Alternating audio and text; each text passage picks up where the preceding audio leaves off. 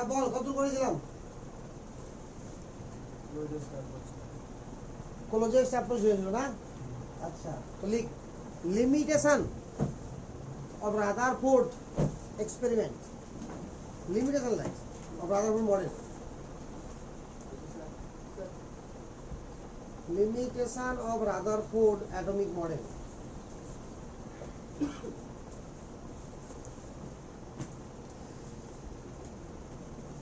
limitation of Rutherford atomic model বুঝে এক নম্বরে লিখ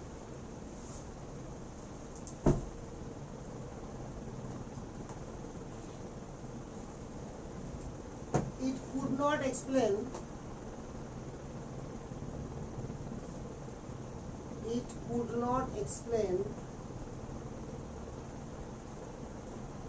hydrogen spectrum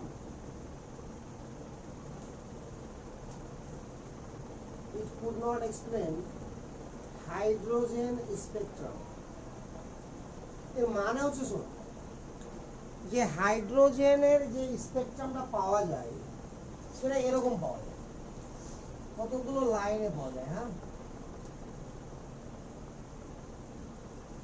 এটাকে বলা হয় কি লাইন স্পেকট্রাম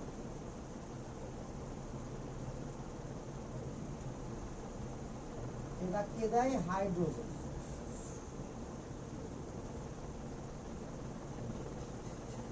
ব্যাপারটা হচ্ছে যে লাইন স্পেকট্রাম আর ব্যান্ড স্পেকট্রাম দুটো আছে দেখ ব্যান্ড স্পেকট্রামটা কিরকম দেয়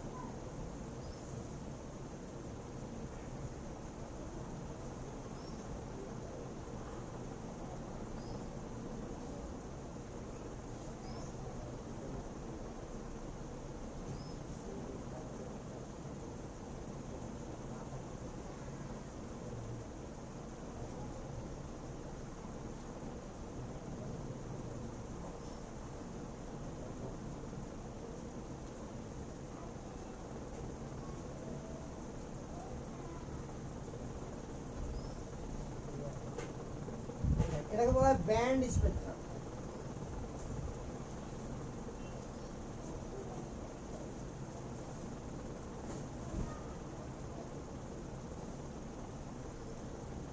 দুটোর মধ্যে পার্থক্য দেয় এখানে এক একটা লাইন সেপারেট আছে হ্যাঁ এটা নাম্বার 1 এটা 2 এটা 3 এটা 4 এটা না যে 1 থেকে 100টা নিচে আছে এখানে ধরুন 101 থেকে 120 আছে এখানে ধরুন 121 থেকে 150 আছে কথা বুঝতে পারলি না লাইনগুলো কিন্তু মিশে আছে তো হাইড্রোজেনের যেটা স্পেকট্রাম দিবে সেটা আমরা পরে জানবো বাট আবিষ্কার আগে হয়ে গেছিল ঠিক আছে কিনা যখন রাদারফোর্ডের কাহিনী চলছিল পড়বো আমরা পরে তো হাইড্রোজেনের যেটা স্পেকট্রাম আছে সেটা এই স্পেকট্রাম দেয় তো এই স্পেকট্রামটা কেন হাইড্রোজেন দেয় এটা রাদারফোর্ড ব্যাখ্যা করতে পারে না বুঝে গেল না ওই কারণে কি বললাম it could not explain hydrogen spectrum spectrum বর্ণালী রেখা বর্ণালী হাইড্রোজেন রেখা বর্ণালী দেয় কথা বুঝতে পারি তো আর এই রেখা বর্ণালীটা ও ব্যাখ্যা করতে পারেনি কেন ব্যাখ্যা করতে পারেনি সেটা বুঝে যাবে বাট হাইড্রোজেন বর্ণালীটা কি ওটা তো বুঝে যাবে না এখন যতক্ষণ আমরা পড়িয়েছি এখানে লিখ 2 নম্বর দিয়ে লিখ এবার ব্যাখ্যাটা হয়ে যাবে ওটা হয়ে যাবে 2 নম্বর পয়েন্ট হয়ে যাবে আঁকা হয়নি লেখ আগে পরে শূন্য সম্পূর্ণ করে দিবি কালার করে করে 2 নম্বর লিখ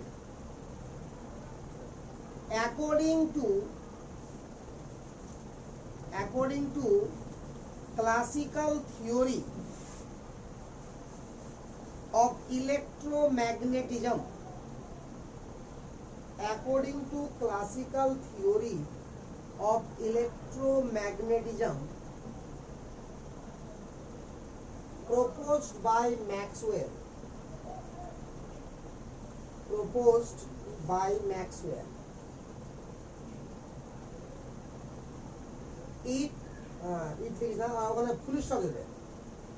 Proposed by Maxwell. Full stop तो ठीक होगा, comma दे comma. आगे बोलছি according to classical theory of electromagnetism proposed by Maxwell. বুঝছে কি বলছে ম্যাক্সওয়েল? শুনে এবার কমা দিলি, if a charge particle revolve, if a charge particle revolve around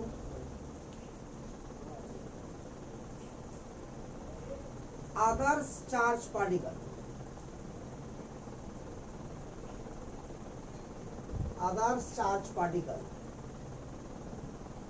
then it will continuously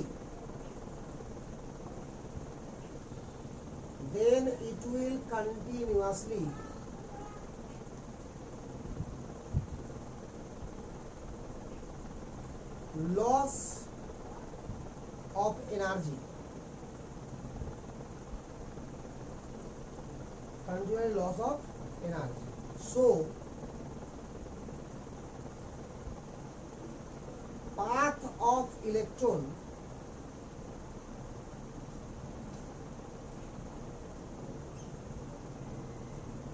around nucleus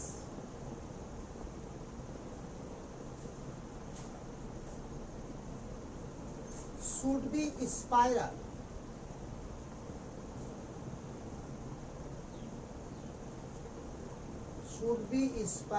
and finally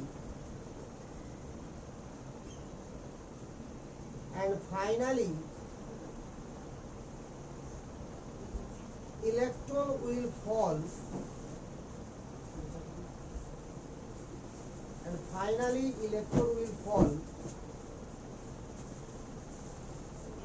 into the nucleus.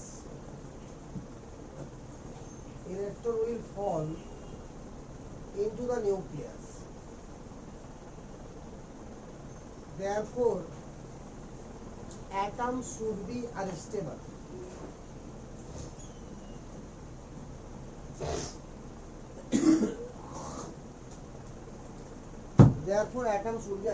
এবার দেখ picture রাখবি, হ্যাঁ খুব ভালো করে দেখবি আগে। ম্যাক্সওয়েল ওর একজন সায়েন্টিস্ট ছিল, ঠিক আছে? ও কি বলছে দেখ, একটা চার্জ পার্টিকেল রাখলাম, কিউ প্লাস চার্জ আছে, আর একটা পার্টিকেল আছে যেটা আরো একটা চার্জ পার্টিকেল, এটা Q1 ধরে নিলাম, এখানে একটা পার্টিকেল আছে যেটা মুভ করছে, এটা ধরে নিলাম Q2, প্লাস মাইনাস ছাড় যে কোনো কাজ হতে পারে, এটা দেখে ভালো করে। তো এখানে দুটো চার্জ পার্টিকেল আছে, লক্ষ্য কর।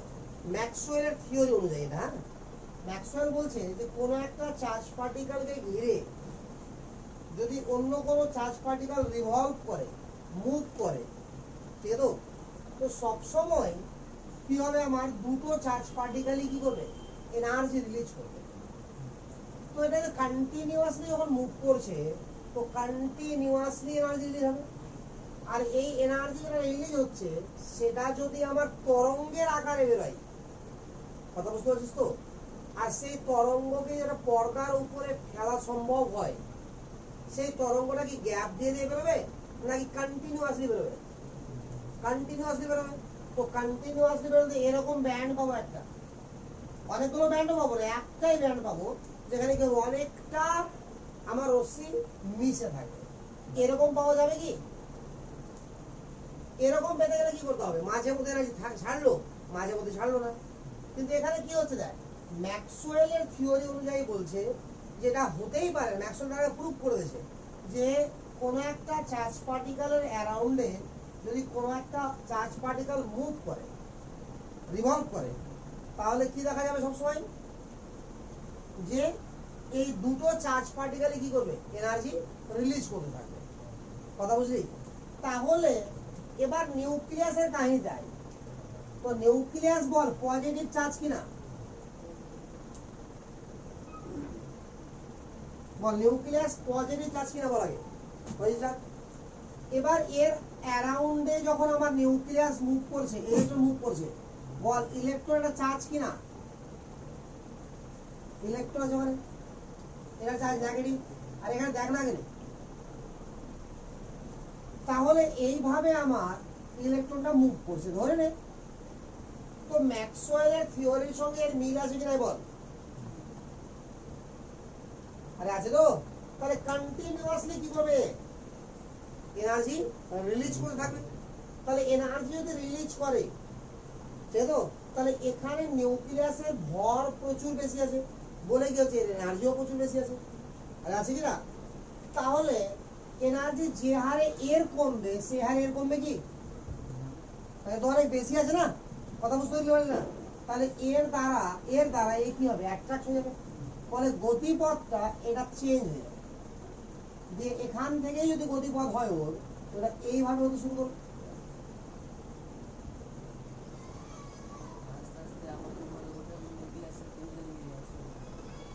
বুঝতে পারলে কিনা, কাছাকাছি চলে আসছে না। তো এটাকেই বলা হয় স্পাইরাল পাথ। এই পথটাকে কি বলা হয় বল, স্পাইরাল পথ। তাহলে স্পাইরাল পথে এসে কি আস্তে আস্তে কি করছে, ইলেকট্রনটা নিউক্লিয়াসের উপর পড়ে যাচ্ছে, ফলে অ্যাটমের এক্সিস্টেন্সটাই নষ্ট হয়ে যাচ্ছে। অ্যাটম থাকতেই পারে না, নাকি ধ্বংস হয়ে যাচ্ছে। তাহলে অ্যাটমের এক্সিস্টেন্সই তো ব্যাখ্যা করতে পারছে না কে, বুঝা গেল। এবার পর ভাষাটি যেটা লিখালাম,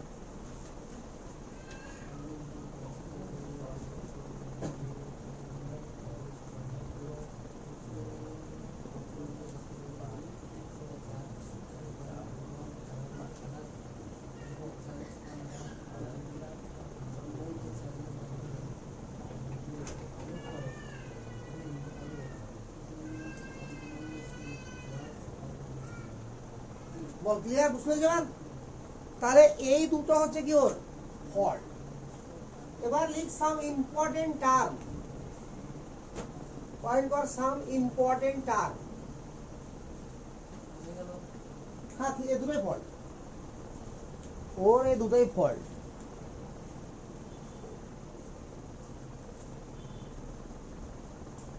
সাম ইম্পর্টেন্ট টার্ম, এখানে টার্ম গুলো লিখাবো আমি সবগুলো, বাট বলেও যাবো তোরা সবটা জানিস, শর্টকাটে টার্ম গুলো বলছি। এক নম্বর লিখ atomic number and atomic mass,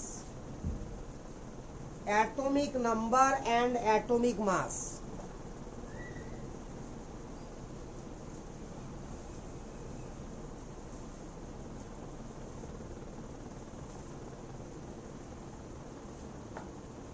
আর জানিস না, লিখলি? ধরে নে তোরা শিখে যা, পরমাণুকে জেড দ্বারা যদি রিপ্রেজেন্ট করি, এখানে যদি এ লিখি, জেড দ্বারা না করে এক্স দ্বারা রিপ্রেজেন্ট করছি, হ্যাঁ, একটা পরমাণুকে এক্স দ্বারা রিপ্রেজেন্ট করছি, এখানে এ লিখছি আর এখানে জেড লিখছি। বল কোনটাকে কি বলা হয়? তাহলে এ কে কি বলা হয় বল, অ্যাটমিক নাম্বার। ওটা তো আমি বলেছি অ্যাটমিক নাম্বার, সবাই জানি সেটা। এই অ্যাটমিক নাম্বার ইকুয়াল টু কি বল, number of proton, equal to কি বল, নাম্বার অফ ইলেকট্রন। জানিস এটা কি বল, মাস নাম্বার। অ্যাটমিক না, এটা অ্যাটমিক না, যারা ক্লিয়ার হচ্ছে। হ্যাঁ আণবিক দূরত্ব, এটা ভর সংখ্যা। আণবিক দূরত্ব আর ভর সংখ্যার পার্থক্যটা শুনে লাগবে, যে এই যে এক এ পরমাণু ক্রমাঙ্ক আছে কিনা, ধরে নে যে ক্লোরিন দুটা পাওয়া যায়, 1735 আর 1737, ক্লিয়ার কিনা। তাহলে কি হচ্ছে, এটা হয়তো এটা ধরে নে যে এটা পাওয়া যাচ্ছে তোর 80%, ধরে নে এটা পাওয়া যাচ্ছে 20%। তাহলে অ্যাটমিক ওয়েট হবে কিভাবে দেখ, অ্যাটমিক ওয়েট এটা কত পার্সেন্ট বললাম, 80% ধরে নিয়েছি আমি, অত জানি না আমি কত পাওয়া যাচ্ছে। যখন ম্যাথ করাবো তখন সব বলে দেবো কত বলছি, আপাতত 80% ধরলাম। তাহলে অ্যাটমিক নাম্বার হচ্ছে 35 গুণিত 80 প্লাস 37 গুণিত 20 বাই 100। কথা বুঝতে পারলে কি পারলে না? তার মানে atomic number is the average mass number of different isotope. কথা বুঝলি? Atomic weight is the average mass number of different isotope. এখন সোডিয়ামের ক্ষেত্রে দেখ, সোডিয়াম কত? 11 আর 23। তো এর কোনো আইসোটোপ হয় না, সোডিয়ামের কোনো আইসোটোপ হয় না। তো যার আইসোটোপ হয় না মানে 100% এটাই পাওয়া যাবে সোডিয়ামের, তাহলে 100% এটাই পাওয়া যায় সোডিয়ামের, তাহলে এর মাস নাম্বার কত হবে? 23। অ্যাটমিক নাম্বার কত হবে? 23। সবই 23, বুঝা গেল না? তবে সব সময় একটা পরমাণুর ভর সংখ্যাকে অ্যাটমিক নাম্বার বলা যাবে না, কারণ বেশিরভাগ পরমাণুরই কি পাওয়া যায়? আইসোটোপ পাওয়া যায়, আর আইসোটোপ গুলোর গড় ভরকে কি বলা হবে? অ্যাটমিক। বুঝা গেল না? তাহলে মাস নাম্বার এটাকে বলবো আমরা, আর mass number minus atomic number equal to কি? নিউট্রন সংখ্যা। তো neutron number, the number of neutron, এইভাবে যেভাবে লিখেছি না ওইভাবে লিখে নিই বাস। Number of neutron equal to কত হবে? জেড মাইনাস এ। জাস্ট মনে রাখার কিছু না, আমি জানি তোরা সবাই জানিস জায়গাগুলোকে, তবুও মানে কোনো কিছু বাদ না যায়। বুঝতে পারলি কি বলি না? লিখে নিবি ফটাফট। আমি এর উপরে দু জায়গা শর্ট শার্ট প্রবলেম করে দিচ্ছি। হ্যাঁ,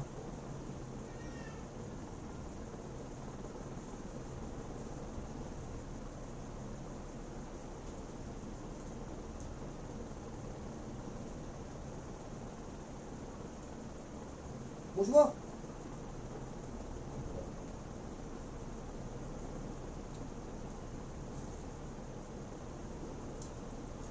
কোয়েশ্চেন লিখে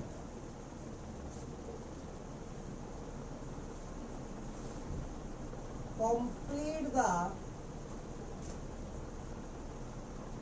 following table। একটা টেবিল লিখছি আমি, যেটা তোরা কমপ্লিট করবি। এটুকু মিটাই মিলিয়ে দেবো সবটা। হ্যাঁ,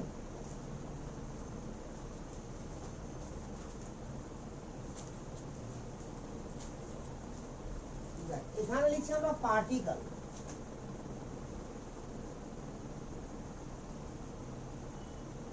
এখানে লিখছি মাস নাম্বার, এখানে লিখছি আমরা অ্যাটমিক নাম্বার,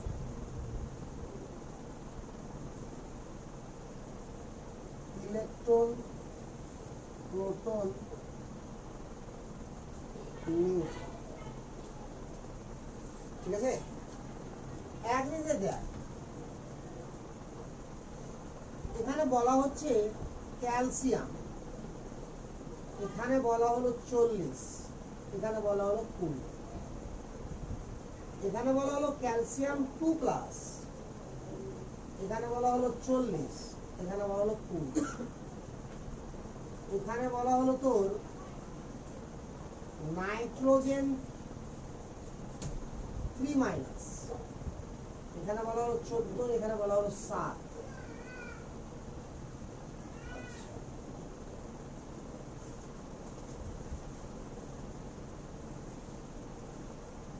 এখানে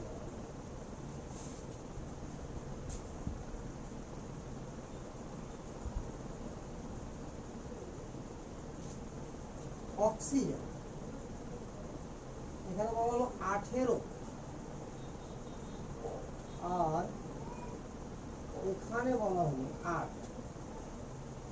বাকি পূর্ণ করবি, কথা বুঝতে পারছিস কি আছে না? সোডিয়াম,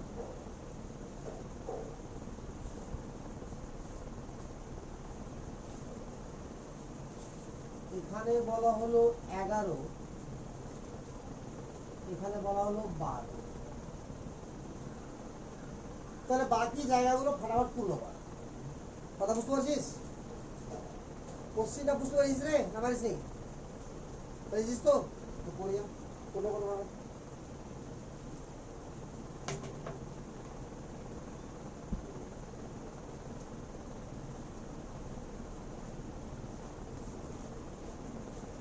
বলো বাকি দেখো রে, দেখ আমি এটা করে দিচ্ছি। দেখ ক্যালসিয়াম আছে, মাস নাম্বার দেওয়া আছে কত রে 40, মানে এখানে কত আছে 40, অ্যাটমিক নাম্বার কত, তাহলে অ্যাটমিক নাম্বার যদি 20 হয় তো ইলেকট্রনও 20, প্রোটনও 20, আর এখান থেকে মাস নাম্বার থেকে অ্যাটমিক নাম্বার বাদ দিলে কি হবে, নিউট্রন হয়ে গেল। এবার চলে আয়, এখানে মাস নাম্বার আছে 40, অ্যাটমিক নাম্বার কত আছে 20, তাহলে প্রোটন সংখ্যা কত হবে 20, ইলেকট্রন সংখ্যা 20 হবে না। কারণ হচ্ছে যে আমার ক্যাটায়ন রয়েছে, তো ক্যাটায়ন বা আয়নে কিভাবে কনভার্ট হয় একটা পরমাণু, ইলেকট্রনকে গ্রহণ বা বর্জন করে। তাহলে ইলেকট্রন থাকা উচিত ছিল কটা, 20টা, তাহলে এখানে +2 হয়ে গেছে, এর মানে কি হয়েছে, দুটো ইলেকট্রন বেরিয়ে গেছে, তো থাকো কটা, বল বুঝতে পারলি কি পারলি না, পেরে গেছিস তো। আর নিউট্রন কি হবে বল, এই মাস নাম্বার মাইনাস ইলেকট্রন পারবিস না, মাস নাম্বার মাইনাস অ্যাটমিক নাম্বারটাই হবে, বুঝতে পারলি কি না, তাহলে কত হবে 20। এখানে নাইট্রোজেন 14 আছে মাস নাম্বার, আর দেওয়া আছে প্রোটন সংখ্যা 7, তো প্রোটন সংখ্যা যেটা হবে সেটাই হবে কি অ্যাটমিক নাম্বার, প্রোটন সংখ্যা যেটা হবে সেটা কি হবে অ্যাটমিক নাম্বার। এবার চলো তাহলে ইলেকট্রন কটা হবে, 7 এর সঙ্গে 3টে যোগ হয়ে গেছে তো 10, আর নিউট্রন সংখ্যা কত হবে 7, অক্সিজেন 18 বলেছে এটা, আর ইলেকট্রন সংখ্যা কত বলেছে 8, তাহলে প্রোটন সংখ্যাও 8 নাকি রে, অ্যাটমিক নাম্বারও 8, আর নিউট্রন সংখ্যা হয়ে যাবে 10, বুঝতে পারলি।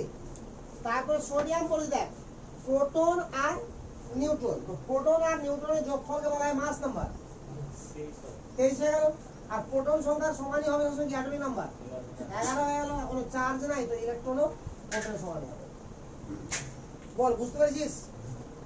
তাহলে এই ধরনের ছোট্ট ছোট্ট জিনিস পারবি না বুঝতে পেরেছিস। এবার পয়েন্ট কর আইসো সিরিজ, পয়েন্ট কর আইসো সিরিজ, আইএসও আইসো, আইসো সিরিজ, আইসো মিনিংস হচ্ছে সেম, সিরিজ SERIES, আইসো সিরিজ লিখবে, আইসো মিনিংস কি বল, সেম বা এক, তুই কথাটা মাথায় রাখবি, হ্যাঁ আইসো মিনিংস হচ্ছে সেম বা এক, ওই জায়গাটা অবশ্যই মনে রাখবি। এবার এখানে কি হবে, আইসো সিরিজে কিছু না কিছু সেম থাকবে, না হলে আইসো সিরিজ হবে না। 1 নম্বর লিখে এখানে আইসোটোপ, 1 নম্বর লিখ আইসোটোপ,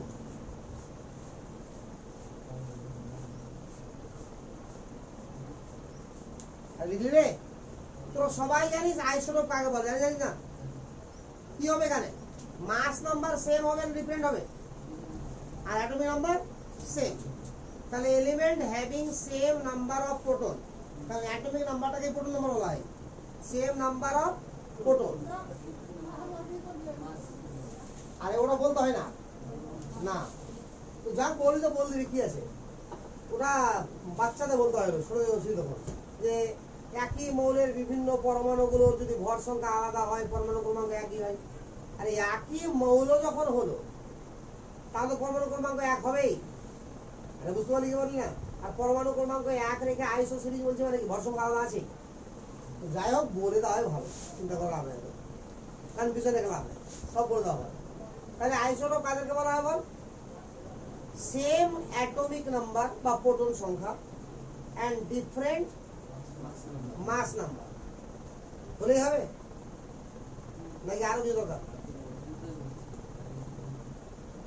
একই মৌলের হতে হবে। হ্যাঁ যদিও তুই এখনো এরকম কারোর সম্মুখীন হোসনি যে ডিফারেন্ট মৌলের অ্যাটমিক নাম্বার সেম আছে, বাট যদি হয়ে যাস তাহলে প্রবলেম হয়ে যাবে, তাহলে একই মৌল হতে হবে, তাহলে কি হতে হবে, অ্যাটমিক নাম্বার সেম হতে হবে আর মাস নাম্বার ডিফারেন্ট। তো এগুলোর ক্ষেত্রে আবার সংজ্ঞা দুনিয়া পাবে, এক্সাম্পলটাই মনে রাখতে হয়, হাইড্রোজেন 1 হাইড্রোজেন 1 2 হাইড্রোজেন 1 ঠিক আছে, এটা হলো আইসোটোপের একটা উদাহরণ। নামগুলো বলতে গেলে প্রোটিয়াম, ডয়টোরিয়াম, ট্রাইটিয়াম, বা ট্রিটিয়াম বলা হয়, তো ট্রাইটিয়াম বলাটাই ভালো। Oxygen 8-16, oxygen 8-17, oxygen 8-18।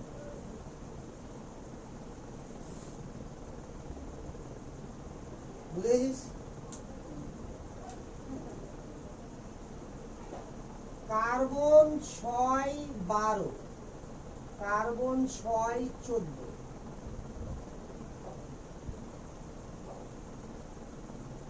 Chlorine 17-35, chlorine 17-37। অন্তত এই চারটা তো মনে রাখতে হবে, হ্যাঁ?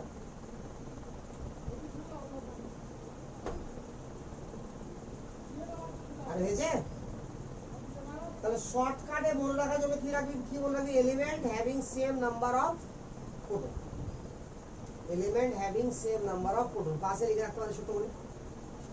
এবার বল আইসোটোন, তারপর পয়েন্ট কর আইসোটোন।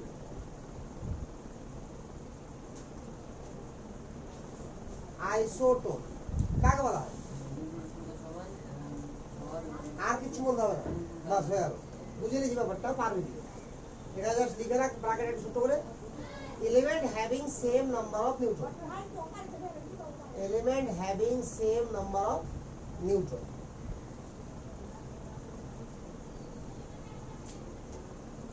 হয়েছে? এক্সাম্পল গুলো মনে রাখবি। Potassium 19-39, calcium 20-40। দেখো ভালো করে, এখানেও আবার নিউট্রন আছে 20টা, এখানেও নিউট্রন আছে 20টা। আছে কি নাই? 39 মাইনাস 10 19। মনে হচ্ছে খুবই কঠিন কথা জিজ্ঞাসা করলেছি। আলাদা আলাদা মনে ক্ষেত্রে হয়।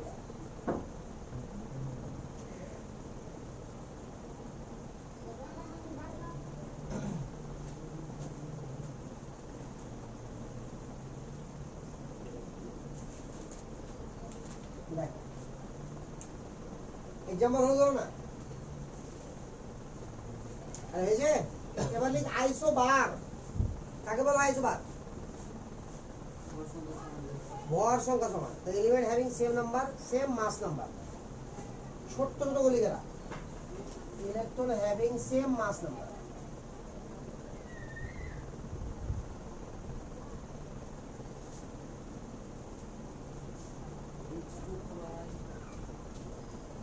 হ্যাঁ H2 কি হলো?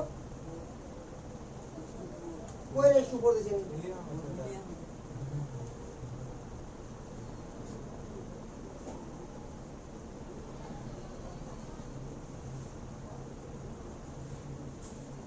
এটা হলো আইসোবার। এবার লিখ আইসো ইলেকট্রন। আইসোবার মানে কি বল?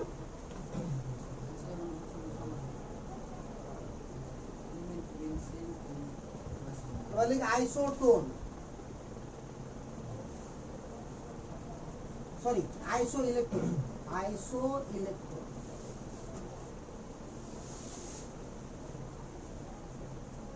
আইসো ইলেকট্রন কাকে বলা হবে বল?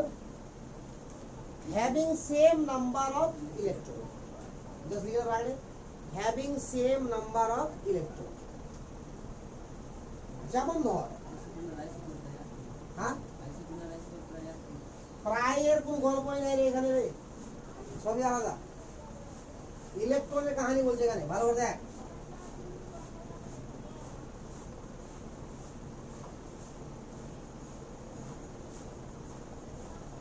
দেখো সবারই ইলেকট্রন 10টা করে আছে, দেখ আছে। তো এরা হলো আইসো ইলেকট্রন। N2 এর সঙ্গে CO, এরা হলো আইসোটোন। দেখ ভালো করে, নাইট্রোজেনের অ্যাটমিক নাম্বার 7, তো দুটো নাইট্রোজেন আছে, তাহলে ইলেকট্রন কটা হলো 14টা। কার্বনের অ্যাটমিক নাম্বার কত? 6, মানে 6টা ইলেকট্রন।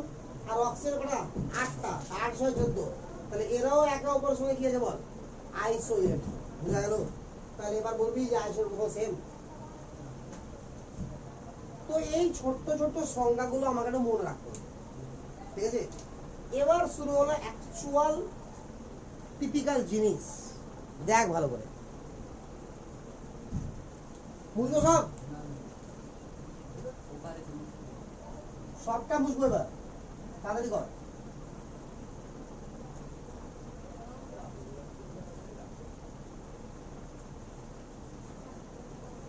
তুললি সবাই রে, লাইনে বলছিস তুলেছিস? পয়েন্ট বা dual nature of light, dual nature of light.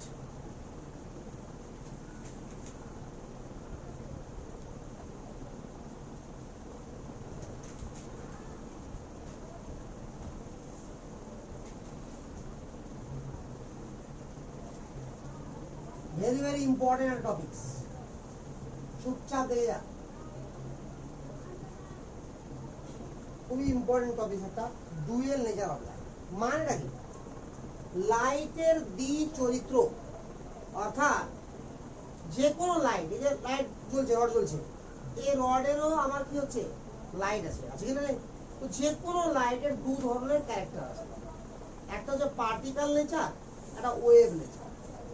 Particle nature বলতে আমরা কি বুঝি, আর ওয়েভ নেচার বলতে আমরা কি বুঝি, এই জায়গাগুলোকে আস্তে আস্তে ক্লিয়ার হতে হবে।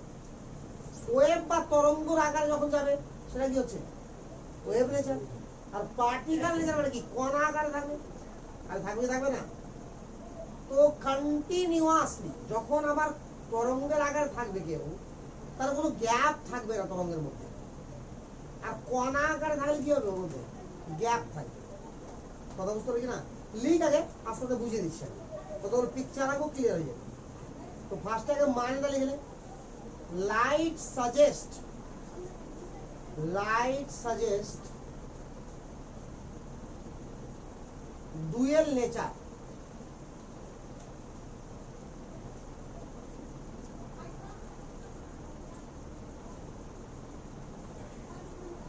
That is, it has both. That is, it has both particle nature as well as wave nature. Particle nature as well as wave nature.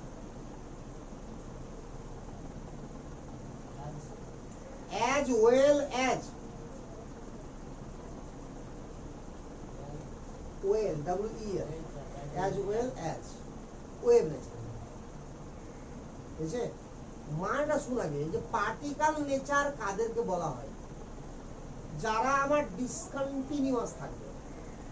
যেখানে কোনো কিছু ডিসকন্টিনিউয়াস পাবো, তার মানে ওটা পার্টিকেল দ্বারা তৈরি হয়েছে। আর যখনই কোনো কিছু কন্টিনিউয়াস পাবো, ওটা কি হচ্ছে, ওয়েভ দিয়ে তৈরি হয়েছে। কথা বুঝছো তো? এই ফ্যানটা মুভ করছে, করছে কিনা? তো দুটো পাতার মাঝখানে গ্যাপ আছে কি নাই? এটা পার্টিকেল, এটা হচ্ছে পার্টিকেল। কথা বুঝতে পারলে কিনা? তো পার্টিকেলের মাঝখানে কি থাকবে না, গ্যাপ থাকবে। ও যা কাজই করুক না কেন, গ্যাপ থাকবে। বাট ওয়েভ নেচারের মাঝখানে কোনো গ্যাপ থাকবে না, তরঙ্গের মাঝখানে কোনো গ্যাপ থাকবে না। অর্থাৎ এরকম হতেই পারে না যে ধর যে তুই কোথাও লাইট মারলি, কথা বুঝতে পারলে কিনা, আর এমন হয়ে গেল যে লাইটটা আলো হয়ে যাচ্ছে, মাঝখানে হঠাৎ করে অন্ধকার আছে, আবার পরে করে আলো আছে, হতে পারে কিনা? ওটা তরঙ্গ কখনো ডিসকন্টিনিউয়াস হতেই পারে না। কথা বুঝতে পারলে কিনা? ওটা অলওয়েজ কি হবে, কন্টিনিউয়াস। আর পার্টিকেল অলওয়েজ কি হবে, ডিসকন্টিনিউয়াস। কথা বুঝতে পারলে কিনা? দুটো ছোট ছোট করে লিখে রাখ, ওয়েভ নেচার, লিখ ওয়েভ নেচার।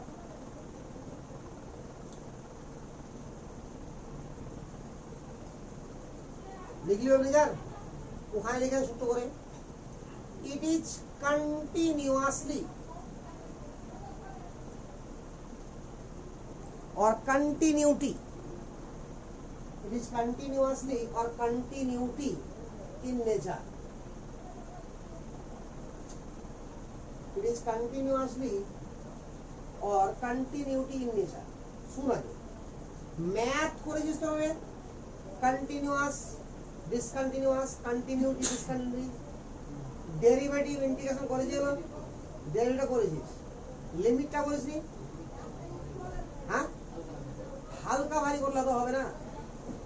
কন্টিনিউয়াস আর ডিসকন্টিনিউয়াসটা ম্যাথমেটিক্যাল ভাষাতে কিরকম হয়? ম্যাথমেটিক্যালি দেখ, ধরে নে y ইকুয়াল টু fx একটা ফাংশন, কথা বুঝতে পারলি কিনা?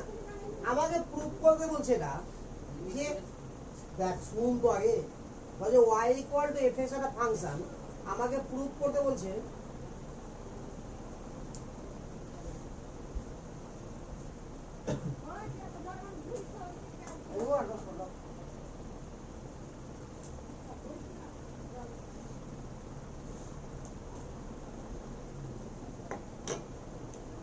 তো প্রুফটা করতে বলেছে যে x ইকুয়াল টু a বিন্দুতে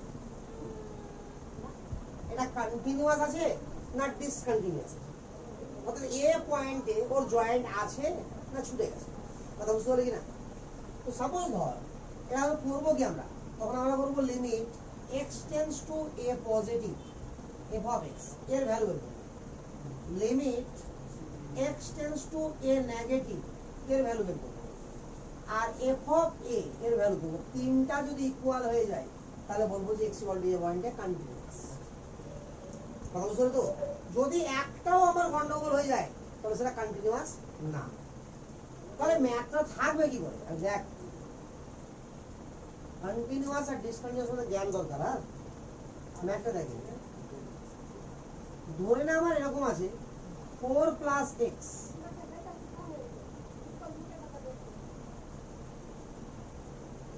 আর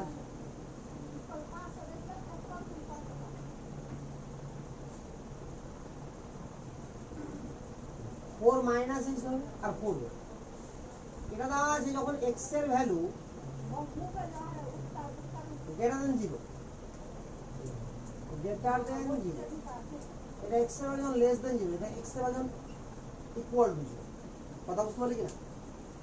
এখন কোশ্চেন হচ্ছে এটা যে এক্স ইকুয়াল টু 0 বিন্দুতে, আচ্ছা 0 না করে কাজ কত 2 কর, হ্যাঁ, গ্রেটার দেন 2, লেস দেন 2 আর ইকুয়াল টু, এরকম ম্যাথ আছে একটা। হ্যাঁ, তো কোশ্চেন হচ্ছে এটা যে এই ফাংশনটা f of x ফাংশনটা x ইকুয়াল টু 2 পয়েন্টে কন্টিনিউয়াস না ডিসকন্টিনিউয়াস, কথা বুঝতে পারছিস আমার? তো ফার্স্টে আমি কি করব, দেখ limit x tends to 2 positive f of x, এই দেখ এটা ফর্মুলা আমার, কথা বুঝতে পারলি কিনা?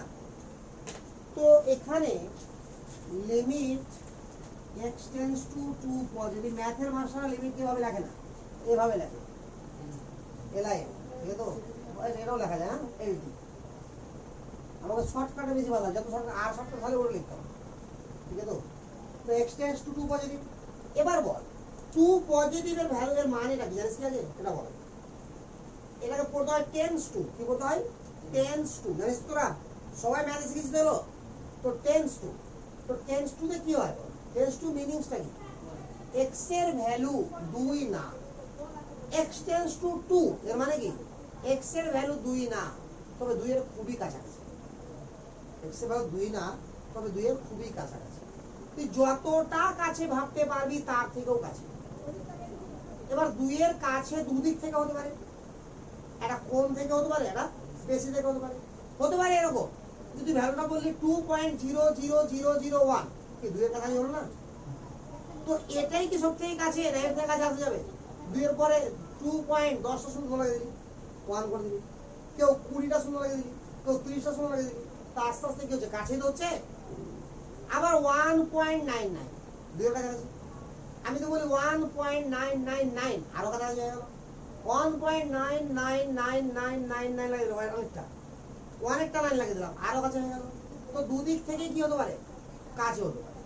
তবে এখানে পজিটিভ দেওয়ার অর্থ হচ্ছে যে ডান দিক থেকে কাছে আসছে, অর্থাৎ x এর ভ্যালু 2 এর থেকে সামান্য হলেও কি আছে, বেশি আছে। তাহলে এখানে দেখ কোনটাকে সাপোর্ট করছে বল, উপরেটাকে। তাহলে fx এর ভ্যালু বসবে উপরে, 4 প্লাস x বসে গেল। এবার x এর ভ্যালু 2 বসিয়ে দে, তাহলে কত হলো বল? 6। আরে হলো গেল না? শিওর না? শিওর না? আচ্ছা, এবার দেখ limit x tends to 2 negative f of x, তাহলে limit x tends to 2 negative মানে এক্স এর মান 2 থেকে সামান হলো ছোট তখন এটা তাহলে কি হবে 4 মাইনাস এক্স। আচ্ছা আমি তো কন্টিনিউয়াস করতে যাই তাহলে কি উল্টা পাল্টা হয়ে যাচ্ছে আমার হিসাবটা। আচ্ছা এটা করে দেব, আমি কন্টিনিউয়াস করবো এটাকে জোর জবরদস্তি করবো। এটা হবে 8 মাইনাস এক্স, তাহলে সমান 2 মাইনাস 2 কিন্তু না 2, এটা আমি 6 করব, তাহলে কত হবে বল 6 হয়ে গেল। আর এফ অফ 2 এখানে ইকুয়াল টু 2 যদি এটা বুঝতে কত হবে তাহলে 6 বল, তিনটা ইকুয়াল হয়ে গেল। তাহলে বলবো x ইকুয়াল টু 2 বিন্দুতে আমার এফ এক্স অপেক্ষকটা কি কন্টিনিউয়াস, কথা বোঝা গেল। তাহলে কন্টিনিউয়াস এর মিনিং বুঝতে পারছিস না পারছিস না, ঠিক আছে তো। এরকম ভাবে যদি কোনো লাইন ড্র করি আমরা বা এরকম ভাবে কোনো লাইন ড্র করি তাহলে হচ্ছে কন্টিনিউয়াস, না বুঝতে পারলি না। আবার যদি এরকম ভাবে লাইন ড্র করি আমরা তো জায়গা জায়গা কি হয়ে যাবে ডিসকন্টিনিউয়াস হয়ে গেছে, কথা বুঝতে পারলি তো। তো এরকম গ্রাফও অনেক আঁকতে হয়, কন্টিনিউয়াস ডিসকন্টিনিউয়াস ম্যাথমেটিক্যালি প্রচুর গ্রাফ আঁকতে হয়, যেখানে তুই বুঝতে পারবি আরো ক্লিয়ার হবে যে কোনো পয়েন্টে ডিসকন্টিনিউ আসে কিনা। অর্থাৎ এই যে আমরা এটা কন্টিনিউটি প্রুভ করলাম কিনা, আবার এটা গ্রাফও আঁকা যায়, জানিস কি আঁকতে হলো, শেখানো হয়নি এখন, হবে আস্তে আস্তে। যাই হোক, তো কন্টিনিউয়াস এর মোটামুটি একটা আইডিয়া আসলো। তাহলে লিখে এবার পার্টিকেল নেচার, পার্টিকেল নেচার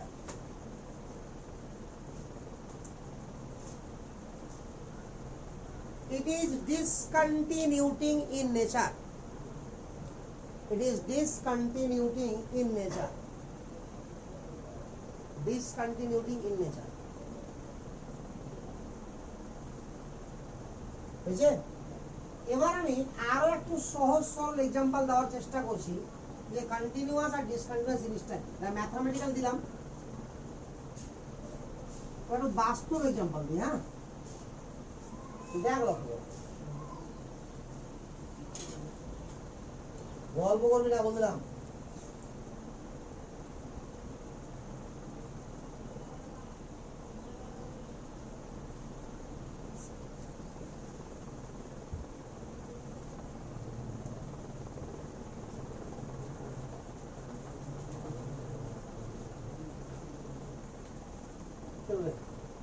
বলছিস তুই বল, তুই বললি নাই ভালো মানুষ।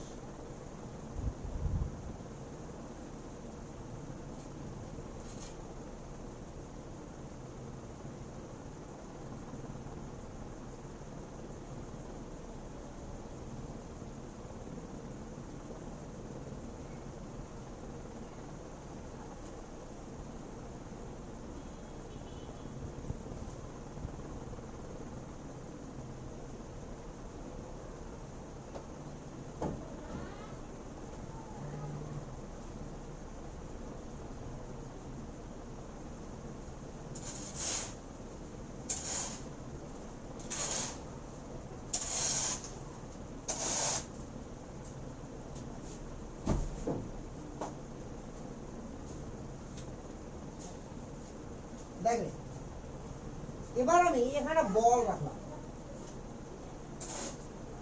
বলটা থাকবে এখানে প্রশ্ন করি, আরে আসবে কি আসবে না। তো 0 থেকে 10 মিটার উচ্চতাতে বল রেখেছে একটা, তাহলে বলটা যখন গড়িয়ে আসবে তাহলে কোন উচ্চতাটা মিস্টেক করবে, ও একটাও কি মিস্টেক করবে, করবে কি রে, একদম সব জায়গাতে লেগে লেগে আসবে, আসবে কি না। তাহলে 0 থেকে 10 এই ডিস্টেন্সের মধ্যে all value will be taken, all value পাবো কিনা তা বুঝতে পারলি না।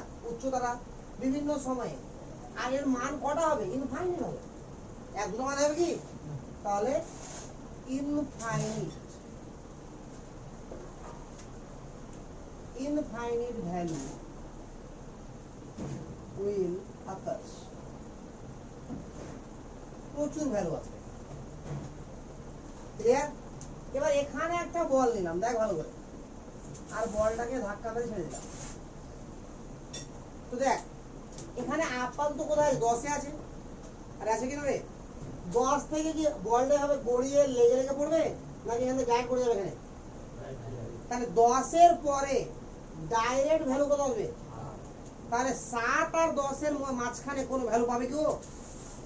বুঝতে পারছিস ব্যাপারটা না পারছিস না? তো ডাইরেক্ট ভ্যালু হবে প্রথমে কত 10, তারপরে 8, তারপর 6, তারপর 4, তারপর 2, তারপর 0। বল বুঝতে পেরেছিস? তাহলে এই কটাই ভ্যালু পাওয়া যাবে। আর পাওয়া যাবে কি তোমাকে ফাইনাইট ভ্যালু। আমি গুনতে পারছি কি না? তাহলে ইট ইজ ফাইনাইট ভ্যালু।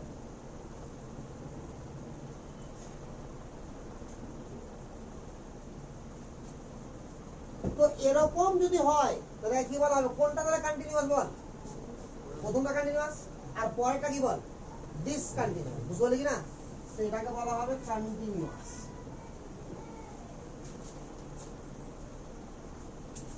এটা হলো ডিসকন্টিনিউয়াস।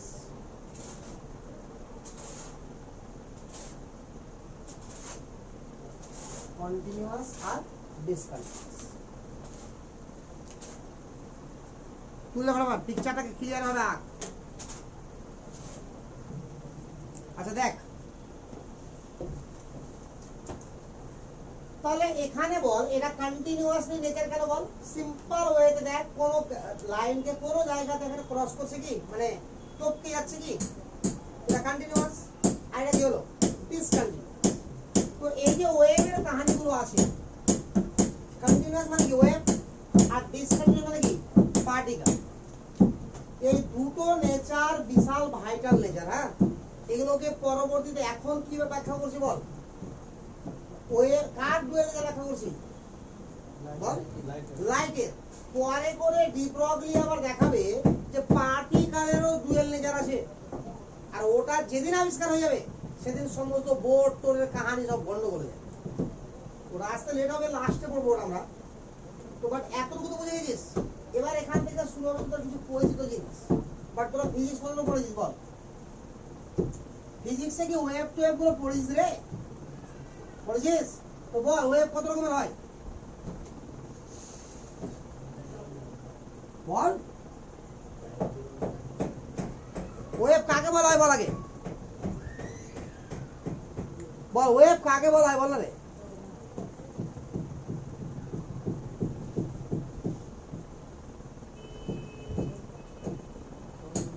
হ্যাঁ, তরঙ্গকে ওয়েভ বলে, এই তো ব্যাপার। তো বাংলা মানে যাই যে কাকে বলে জিজ্ঞাসা করেছি। বল বল বল। আরে পড়েছিস তো, যা জানিস তা লেখ বল না রে। কি পড়েছিস? ওয়েভ কাকে বলে, তরঙ্গ কাকে বলে?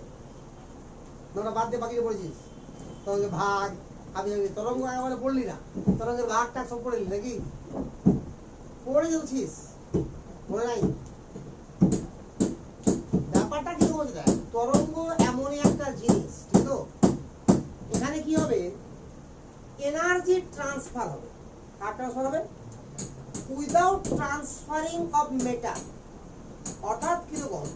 মানে লাইন ধরে দাঁড় করালি এখান থেকে কালে সব পর্যন্ত লাইন লাগিয়ে দিলাম মানুষের। কথা বুঝতে পারলি কিনা? খুব অল্প অল্প গ্যাপ করে করে লাইন ধরে লাগাবে। বুঝতে পারলি? এবার হলো কি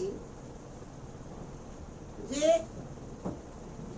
একজনকে এসে পিছন থেকে ধাক্কা মারবে, যে একদম সব থেকে শেষে আছে ওকে বিশাল জোরে একজন ধাক্কা মারবে।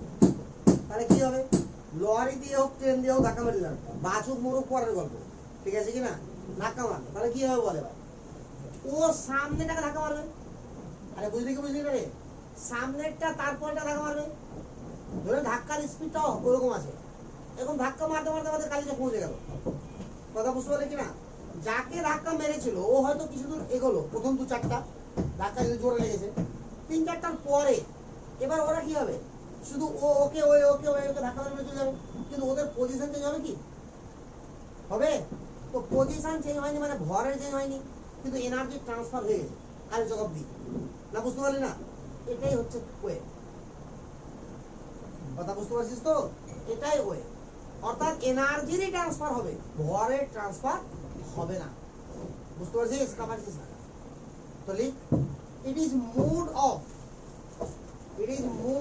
body mode, how wave point kar, it is mode of transfer of energy, it is mode of transfer of energy without transference,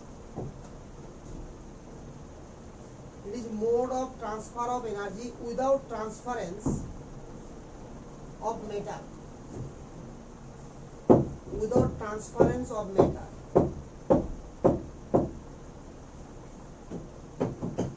and it is of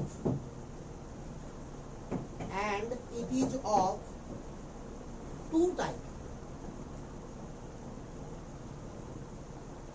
and it is of two types. নামটা লিখে ফেলে দিচ্ছি আমি, ফিজিক্সের master তো খুবই ডিটেলসে পড়াবে, ঠিক আছে? তো যদি পড়লে গেছিস মানে তোরা ভুলে গেছিস, তোর পড়ানো হয়ে গেছে ভুলে গেছিস। এক নম্বরে লেখ ট্রান্সভার্স, আচ্ছা বানান বলছি, TRANSVERSE, TRANSVERSE, ট্রান্সভার্স ওয়েভ হয়েছে রে, এক নম্বর হয়ে গেছে। দু নম্বর লেখ LONGI,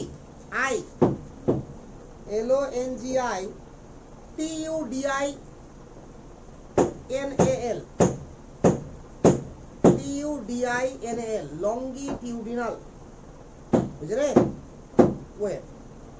উচ্চারণ করতে পারলে খুবই ভালো, না পারলে না, ও বাংলা বলে দাও। তো বল ওয়েভ এর নাম পড়েছিস তো? আরে এটা বাংলাতে কি নাম আছে রে? তির্যক আর অনুমতি না, এত বাঙালি এরকম খাঁটি বাঙালি এই কাণ্ড দিস না করে। তাহলে ওয়েভ জিনিসটা কি আইডিয়া আসলো? তাহলে ওয়েভটা কি বল, এনার্জি ট্রান্সফার হবে কিন্তু ভরের ট্রান্সফার হবে না, সোজা গল্প। কি বুঝলি বল, এনার্জি ট্রান্সফার হবে উইদাউট ট্রান্সফারিং অফ মেটার, মানে ভরের ট্রান্সফার হবে না, তখন তাকে কি বলা হবে ওয়েভ। ওয়েভের সংক্রান্ত কিছু জেনারেল টার্ম আছে যেগুলো আমাকে ডিটেলসে জানতে হবে। তো টার্ম রিলেটেড, লিখ general term related to wave, general term related to wave.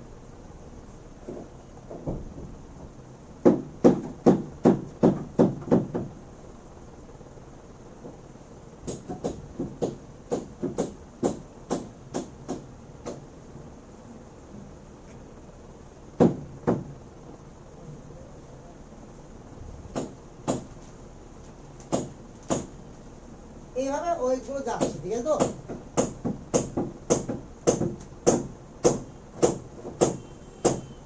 ভালো হলো না আমার আঁকাবার, তোরা ভালো লাগবে, কতটা খারাপ হয়নি, ঠিক আছে? একদিক থেকে দেখ এই যে পয়েন্ট গুলো,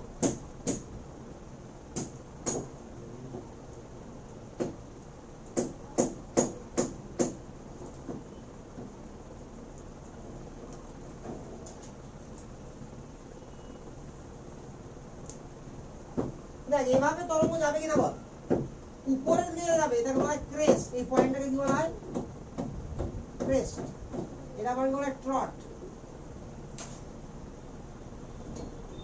ক্রেস্ট আর ট্রট, বুঝলি?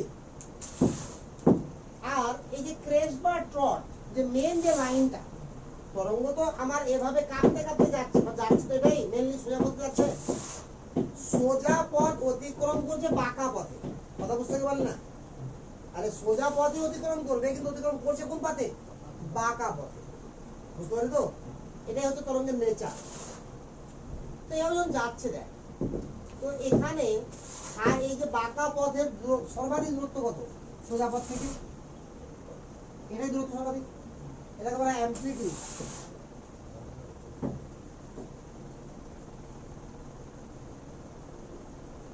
অ্যামপ্লিটিউড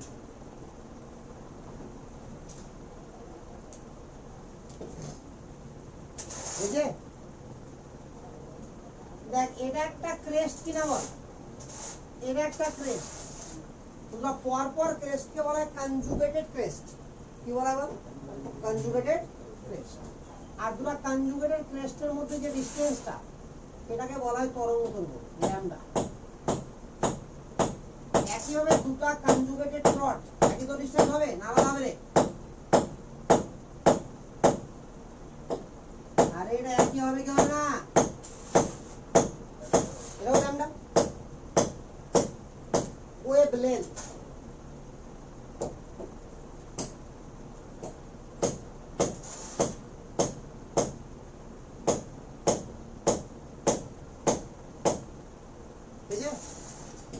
এবার চল, এই যে আমার ওয়েভ লেন্থ আছে, তার মানে কি বল, এখান থেকে যদি ভাবতে শুরু করি, দেখে ভালো লাগে, এখান থেকে এই ডিসটেন্সটা হচ্ছে একটা ওয়েভ লেন্থ, তাহলে এখান থেকে ভাবলে এখানে হবে না, বুঝতে পারছিস তাহলে?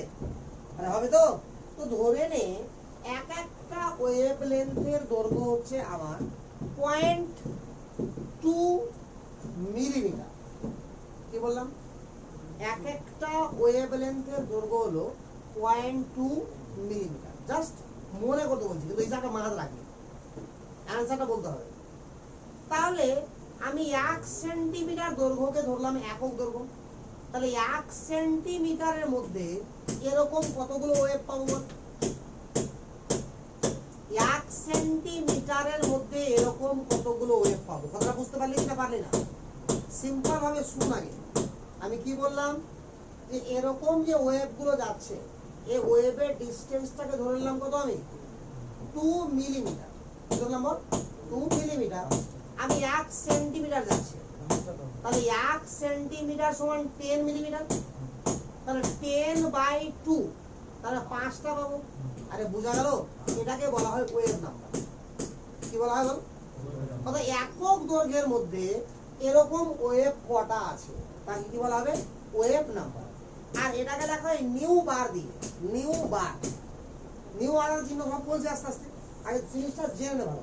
কথা বুঝতে পারলে কিনা? আবার ধর, তো তরঙ্গ দৈর্ঘ্য বুঝতে পারলি, ল্যামডা বুঝতে পারলি না? এবার ফ্রিকোয়েন্সি, ফ্রিকোয়েন্সি কাকে বলা? তো লক্ষ্য কর, এখানে আমার এক একটা ওয়েভের ডিসটেন্স ধরলাম কত বল? 2 মিলিমিটার। ভালো ভাববি। আর একক দৈর্ঘ্যটা কি ধরেছি বল? 1 সেন্টিমিটার। তাহলে 1 সেন্টিমিটারে, 1 সেন্টিমিটারের মধ্যে দিয়ে কটা ওয়েভ গেল? 5টা। এবার ওই যে 5টা ওয়েভ গেছে, কন্টিনিউয়াসলি গেছে, গেছে না? তার মানে কোন একটা নির্দিষ্ট পয়েন্টকে 5 বার ক্রস করেছে, তাহলে করেছে কিনা? তো এবার দেখতে হবে যে 1 সেকেন্ডে, 1 সেকেন্ডে এরকম একটা পয়েন্টকে একটা ওয়েভ কতবার ক্রস করছে, সেই সংখ্যাটাকে বলা হবে ওর ফ্রিকোয়েন্সি। কি বলা হবে? ফ্রিকোয়েন্সি। এর সবকে ম্যাথমেটিক্যালি হিসাব করে করে আমাকে প্রুফ করতে হবে। আর সবথেকে বড় দূরত্বকে কি বলা হয়? অ্যামপ্লিটিউড। ঠিক আছে? এবার যদি আমরা ফ্রিকোয়েন্সি পেয়ে যাই, ল্যামডা পেয়ে যাই, ঠিক আছে কিনা? আমি ধরে নিলাম যে 1 সেকেন্ডে 10 বার যাচ্ছে। কবার যাচ্ছে? তাহলে ও কত দূরত্ব যাচ্ছে? 10 গুণ ল্যামডা, নাকি? আর একবার দূরত্ব যাচ্ছে তো ল্যামডা পরিমাণ যাচ্ছে কিনা? একটা তরঙ্গ দেখ, তো 10টা তরঙ্গ যাচ্ছে, তো কত দূরত্ব হচ্ছে? 10 × ল্যামডা। আর ধরো 1 সেকেন্ডে যাচ্ছে, তার মানে কি ওর গতিবেগ কত? 10 ল্যামডা পার সেকেন্ড। বুঝা গেল? তাহলে এইটুকু টার্ম যা যা মুখে মুখে বললাম আমি, এটা সবটা আমাকে ডিটেইলসে জানতে হবে, আর এখান থেকে ম্যাথ করতে হবে, আর এটা পরীক্ষা করব। তো লিখ ফার্স্ট, 1 নম্বর লিখ ওয়েভ লেন্থ। বল পুরাই সবার পিকচারটা ভালো করে। ওয়েভ লেন্থ, ভালো লিখ। ওয়েভ লেন্থ লেখা আছে রে? তো লিখ it is denoted by lambda. এটা ল্যামডার চিহ্ন, এটা ল্যামডার চিহ্ন রে। আগে লিখবি it is denoted by lambda. It is denoted by lambda. Lambda বানান করে লিখবি না বললাম, এই চিহ্ন দিয়ে লিখবি, কারণ ডিনোটেড বলেছি, নোটেড মানে কি দিয়ে প্রকাশ করা হয়। It is denoted by lambda and define as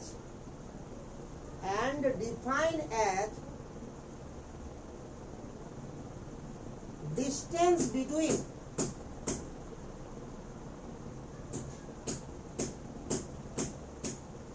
and defined as distance between two conjugated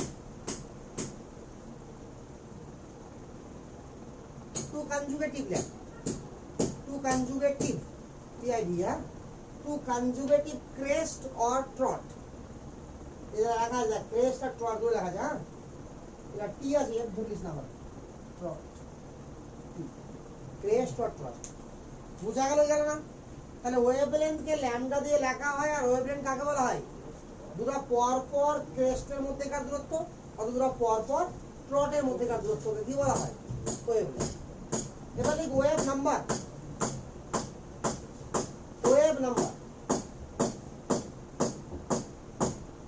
বুঝে? like it is denoted by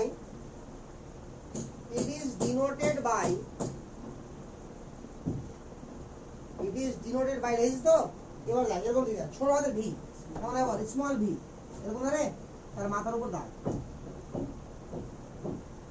এটাকে বলতে হয় নিউ বার। কি বলতে বল? দাগ মানে বার, হ্যাঁ, আর এটার চিহ্নর নাম কি? নিউ। বুঝতে পারছিস? থাকবে বলে তো, it is denoted by nu bar. It is reciprocal, মানে 1 বাই, বুঝতে পারলি কি না? Reciprocal of wavelength,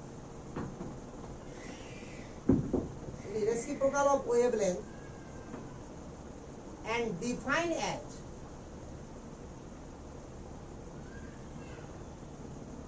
defined as number of wave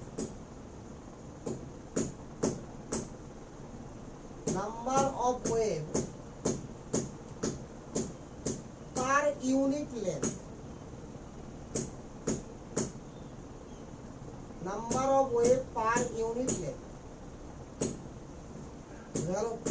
তাহলে ম্যাথমেটিক্যালি কি করে এক্সপ্লেন করবি? দেখ ভালো করে, যেটা রেসিপ্রোকাল হবে তো পার ইউনিট লেন্থে কটা ওয়েভ যাচ্ছে, যে 5টা 2 মিনিট বললাম না, তো ধরে নে একটা ওয়েভের আমার লেন্থ হচ্ছে, অ্যাজিউম করলাম, let assume wave length equal to lambda. এর মানে কি? যে ল্যামডা দূরত্ব যদি হয় তাহলে ওয়েভ লেন্থ কটা হবে? একটা না, বুঝতে পারি না? তো ল্যামডার জন্য ওয়েভ কটা রে? একটা। ল্যামডা দৈর্ঘ্যের জন্য, ল্যামডা দৈর্ঘ্য অতিক্রম করতে হয় কটা ওয়েভ পাবি? একটা ওয়েভ পাবো। কিন্তু যদি আমার 2 ল্যামডা দৈর্ঘ্য করতে হয় কত পাবো? দুটা। 3 ল্যামডা করতে হয় কত পাবো? তাহলে 1 যদি দৈর্ঘ্য করতে হয় 1 কত পাবো? 1 বাই ল্যামডা। না, বুঝতে পারলে রে? ভালোভাবে। তাহলে আমার ল্যামডার দ্বারা আমার কত তরঙ্গ তৈরি হবে? ল্যামডা দৈর্ঘ্যের জন্য 1 নাকি? তাহলে 1 দৈর্ঘ্যের জন্য কত হবে বল? 1 বাই ল্যামডা। তো দিস ইজ দ্য ডি।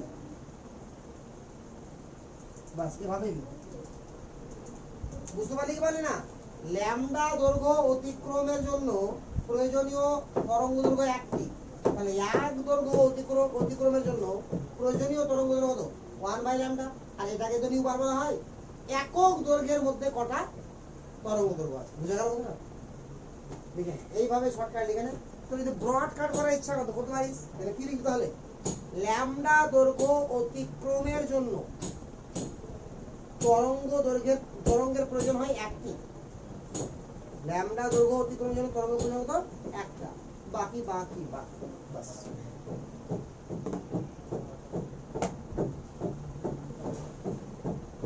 কি হল রে? ক্লান্ত হয়ে গেলি? আরে ছেড়ে দেবো চিন্তা করছে তো টাইম দিয়েছি টাইম মতো হবে তোরও আছে সবাই আছে কোথায়? গোলাম মুস্তফা আছে কোথায়? বাড়িতে পড়াবে? ধারে পড়াচ্ছে ওই মানে ওর বাড়িতে? ওর বাড়ি তো ঢাবে না এইখানে এই সাইডে। হ্যাঁ, কার বাড়িতে পড়ছে? হ্যাঁ, ওখানে পড়ছে।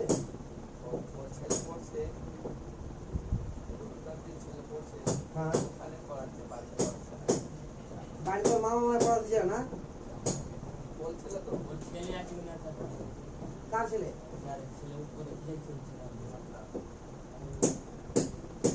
ছেলের ব্যাপার না, এটা এটা করুণার ব্যাপার আছে, ঠিক আছে কিনা?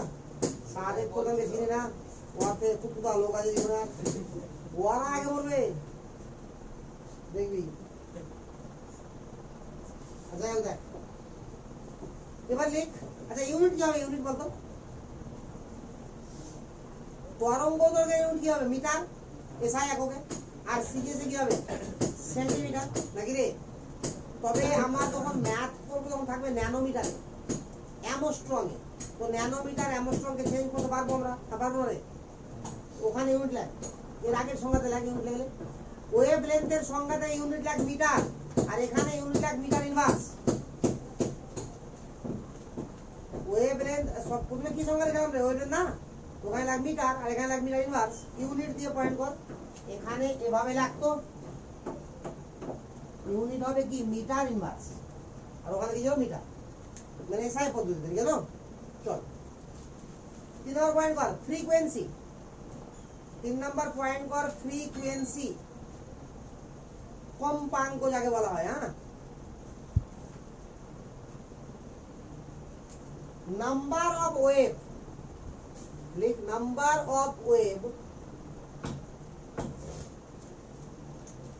passing through, number of wave passing through a particular point in 1 second। বুঝা গেল ব্যাপারটা? একটা বললাম রে, number of wave passing through a particular point in 1 second। কি বললাম তাহলে? 1 সেকেন্ডে কোন একটা পয়েন্টের মধ্যে দিয়ে যটা তরঙ্গ যাবে সেই সংখ্যাটাকে কি বলা হবে? বল, ফ্রিকোয়েন্সি। বুঝা গেছে? তাহলে এর ইউনিট ল্যাগ, এর ইউনিট খুবই important. Unit lag second inverse, বুঝে? কি লিখি বল? সেকেন্ড ইনভার্স অথবা হার্জ, এইচ আর জেড এলা হয়, এটা কি পড়ি বল? হার্জ, এইচ ই আর টি জেড। হ্যাঁ, হার্জ অথবা cycle per second, cycle per second. হ্যাঁ, এই সাইকেল আলাদা, মমতা সাইকেল আলাদা, কিন্তু সাইকেল পার সেকেন্ড, ঠিক আছে? 4 নম্বর পয়েন্ট কর অ্যামপ্লিটিউড। অ্যামপ্লিটিউড এখানে পিকচারে লাগতো, এটাকে বড় হাতের এই লেখ, মানে অ্যামপ্লিটিউডকে এ দ্বারা লেখা হয়। হ্যাঁ, তো অ্যামপ্লিটিউড আগে লিখে it is denoted by A, it is denoted by a, it is denoted by a। হ্যাঁ, কি বললাম বুঝলাম না? ও ফিরে হয়নি, এটা নিউ, ওটা নিউ বার ছিল, ওটা নিউ হয়ে গেল। আর এরকম আমার এরকম করা বাস।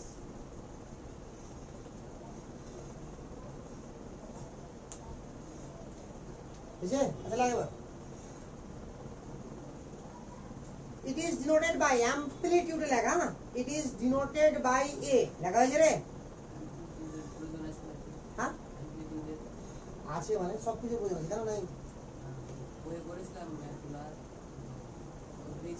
পেয়েছিলি না তো লাগবে না, বইয়ে ম্যাথগুলো করেছিলি তো খুব ভালো জিনিস। এবার করবি তো আরো ভালো লাগবে করতে, আর কিছু তো করা আছে, ঠিক আছে কিনা? তখন বুঝে নিবি, আরো নিজে জাজ করতে পারবি যে কতটা শিখলি কতটা শিখলি না, ঠিক আছে কিনা? দেখ, জাজ করা অবশ্যই উচিত, এবং জাজ করে আবার হেরে যাওয়া উচিত না। যদি মনে হয় এরকম, আরে আমি কি করলাম তাহলে, কিছুই পারছি না, তোর না, তোর শিখতে হবে। সবসময় লক্ষ্য রাখতে হবে যে আমি যেটা পড়াচ্ছি, শুধু আমি না, দুনিয়ার যে টিচারই তোকে পড়াক না কেন আর যা পড়াচ্ছে, তোর লক্ষ্য হওয়া উচিত কি, আমি এটি বুঝতে পারছি। ফার্স্ট টেন্ডেন্সি হচ্ছে আমি বুঝতে পারছি কিনা আমাকে যা পড়ানো হচ্ছে। সেকেন্ড টেন্ডেন্সি হচ্ছে যে এটাকে দীর্ঘদিন মনে কি করে রাখবো, ঠিক আছে? এই দুটো টেন্ডেন্সি তোকে করতে হবে। প্রথম টেন্ডেন্সি টিচারের কাজ, ঠিক আছে? আর সেটা তোর আইকিউ বলবে, তুই বুঝতে পারবি কি পারবি না, টিচার তোকে বোঝাতে পারছে কি পারছে না। দ্বিতীয় টেন্ডেন্সি সবসময় নিজের মতো করে তোকে তৈরি করতে হবে, যে আমি আমার মতো করে কি করে জিনিসটাকে মনে রাখবো। ওটা তোকে কেউ শেখাতে পারবে না, কেউ কাউকে শেখাতে পারবে না। ওটা সবারই পার্সোনাল আলাদা করে থিঙ্কিং হয়।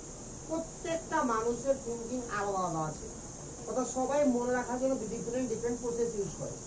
তো তোকেও ইউজ করতে হবে ডিফারেন্ট প্রসেস। তো বুঝে নেওয়াটা সব থেকে প্রথম কাজ, মনে রাখাটা দ্বিতীয় কাজ, তৃতীয় কাজ হচ্ছে রিপ্রেজেন্ট করা। এই তিনটা যখন তুই করতে পেরে গেলি, রিপ্রেজেন্ট করা মানে কোথায় লেখা, প্রশ্নের উত্তর আকারে, কাউকে বলা, তো এই তিনটা জিনিস যখন তুই পেরে গেলি তখন তুই বুঝে নিবি যে তোর চ্যাপ্টার সম্পর্কে ক্লিয়ারিটি 100% চলে এসছে। অত সহজে আসবে না, অত ভাবিস না, টাইম লাগবে। তবে প্রথম কাজ কি, বুঝে নেওয়ার কাজটা প্রথমেই হতে হবে।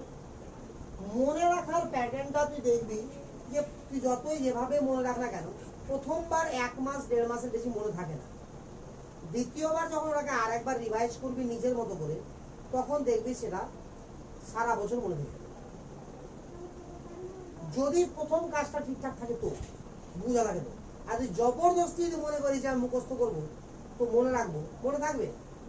তো দেখবি তুই মনে রেখে ওটা 15-20 দিন পর ভুলতে থাকবি, সে তো রিসাইকেল হবে বারবার। লাস্টের দিকে পরীক্ষাতে গিয়ে আর পারবি না। কেন পারবি না? কত রিভাইজ করার টাইম পাবি না। কথা বুঝতে পারলি কিনা? পরীক্ষার আগে কিন্তু আবার মনে হবে, মনে হয় ভুলে গেছি, দেখে নি। একবার দেখতে যাবি তো রাত শেষে তো দেখা শেষ হয়, এরকম হয়ে যাবে কন্ডিশন। তো তার জন্য বলছি যে সিস্টেমেটিক পড়, পড়তে এসছিস, বুঝতে এসছিস, এরকম ধরে জিরোই আছিস। আমি ধরেই নিই সবাইকে জিরো ধরে আমি পড়াই, আমি জিরো থেকে শুরু করি আমি পড়াই যে কোনো চ্যাপ্টারে। এবং জিরো থেকে ঢুকতে ঢুকতে ধরে এত দূর ঢুকে যাবো আমি, যে যেই চ্যাপ্টার পড়িয়ে দেবো সেই চ্যাপ্টার তোকে কোনোদিন পড়তে হবে না। সে তুই নিট দে আর আইআইটি দে, যা কতটা ডিটেলস তোকে পড়িয়ে দেবো। মানে তোকে আজ পর্যন্ত যেটুকু পড়িয়েছি, এখন পর্যন্ত যা যা চ্যাপ্টার পড়িয়েছি, তো বই খুলে দেখ, তোর বইয়ে অর্ধেক জিনিস আছে মাত্র, অর্ধেকটাই নাই। তো শুরু থেকে দেখে বই খুলে, সে আইসোমেরিজম ফুল, আর নোমেনক্লেচার ফুল, আর মোল কনসেপ্ট ফুল, আর তোর রেডক্স ফুল, একটা তো হয়েছে নাকি? রেডক্স হয় রে, রেডক্স হয় না, তিনটা হয়েছে তোর না? তো যাই হোক, তুই যে কোনো চ্যাপ্টারটা খুলে দেখ, তোকে যতটা করানো হয়েছে অতটা বইয়ে নাই। তো কন্ডিশন তোকে ডিটেলসে করানো হয়েছে সব কিছু। কি হলো? অ্যাটমিক স্ট্রাকচার অনেকদিন লাগবে, সেটা চলবে। এটা যত বেশি টাইম লাগাবো, যত ডিটেলসে বুঝবো এটা, তত ইজিলি হয়ে যাবে পরপর 2 চ্যাপ্টার। যেমন কেমিক্যাল বন্ডিং, ঠিক আছে? কেমিক্যাল বন্ডিং তখন অনেকটা ক্লাস কম লেগে যাবে, কারণ কেমিক্যাল বন্ডিং এগুলো আবার লাগবে সব কিছু। কথা বুঝতে পারলে কিনা? ওদেরকে কেমিক্যাল বন্ডিং আগে পড়িয়েছে ওই ব্যাচটাকে, বলে সব কিছু কেমিক্যাল বন্ডিং এ শিখে দিয়েছে। ওদের অ্যাটমিক স্ট্রাকচার খুব কম টাকা। তো যেটাকে আগে পড়বো ওটাকে তো বুঝতে হবে আমাকে, না বলবো যে এটা মনে রাখ কেমিক্যাল বন্ডিং এ বুঝে যাবি, তাহলে ভালো লাগে পড়তে হবে। হ্যাঁ, তাড়াতাড়ি কিছুটা শেষ হবে, মানে মোটের উপর কি যেভাবেই পড় সময় একই। কথা বুঝতে পারলে কিনা? তো লিখ পয়েন্ট কর amplitude, it is denoted by A, লেখা আছে তো? and it is defined as height of crest or trot, and it is defined as height of crest or trot.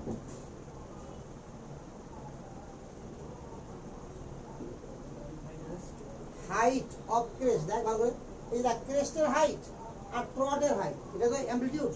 It is defined as height of crest or trot. হয়েছে লেখা? Last point লিখ velocity, last point লিখ velocity. distance travel